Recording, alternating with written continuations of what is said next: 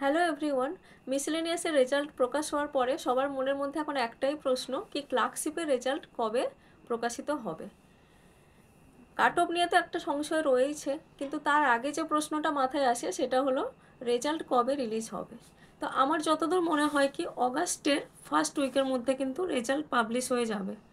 কেন কি পিএসসি সবসময় যেটা করে কি রেজাল্ট হয়তো দেরি করে দেবে, কিন্তু যখনই প্রিলিমসের রেজাল্ট প্রকাশ করবে তার 1.5 মাসের মধ্যে মোটামুটি মেন্স পরীক্ষা নিয়ে নেয়।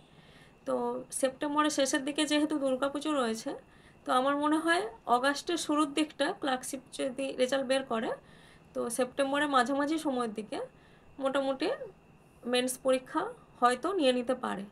তো সুতরাং রেজাল্ট যেহেতু খুব তাড়াতাড়ি রিলিজ হতে পারে বা হয়ে যাবে, সেই জন্য সবাই এটার জন্য প্রস্তুতি নেওয়া শুরু করে দাও যাদের মোটামুটি ভালো নাম্বার আছে। আর কাট অফ নিয়ে তো আমি একটা ভিডিও আনার চেষ্টা করছি মিসেলেনিয়াসের এই এত হাই কাট অফ দেখার পরে। তো কিছু কিছু জিনিস একটু অ্যানালাইসিস করাও দরকার, সেটার জন্য তোমরা চ্যানেলটার সাথে থাকো। Thank you.